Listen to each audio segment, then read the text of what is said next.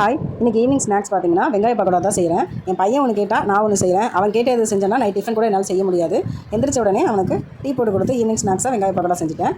பார்த்தீங்கன்னா அவனுக்கு வெளியெல்லாம் நான் அவனுக்கு ஸ்நாக்ஸ்லாம் எதுவும் வாங்கி கொடுக்க மாட்டேன். சிப்ஸ் இந்த லேஸ் பிங்கோ அந்த மாதிரி ஐட்டம்ஸ்லாம் நான் எதுவும் வாங்கி கொடுக்க மாட்டேன். அவன் சாக்லேட்ஸும் ரொம்ப அதிகம் வாங்கி கொடுக்க மாட்டேன். ரொம்ப இல்லை, இப்போ வாங்கி கொடுக்க மாட்டேன்.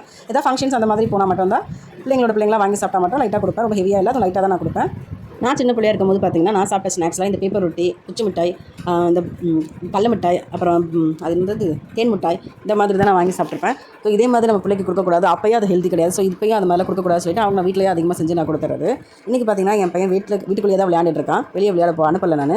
அது என்னமோ தெரியல, அவன் மட்டும் எல்லாரையும் அடிச்சு விளையாடுவான். அதை நாங்கள் சொல்லி பார்த்துட்டோம். அதை அந்த ஹேபிட் அவன் மாற்றிக்கிற மாதிரி தெரியல. அதோட நான் வீட்டில் லாக் பண்ணிட்டு உள்ளே இருந்துக்கோ அப்படின்னு சொல்லிட்டேன் நான்.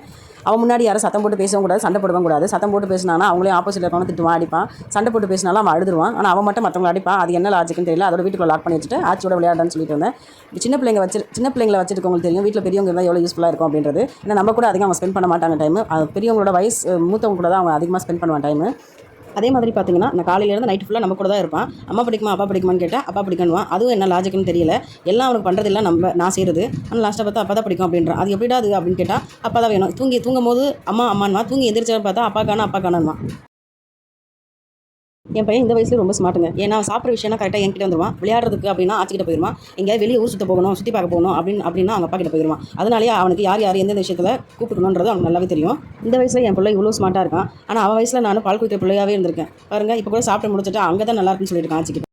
வீடியோ பிடிச்சிருந்தா லைக் பண்ணிடுங்க.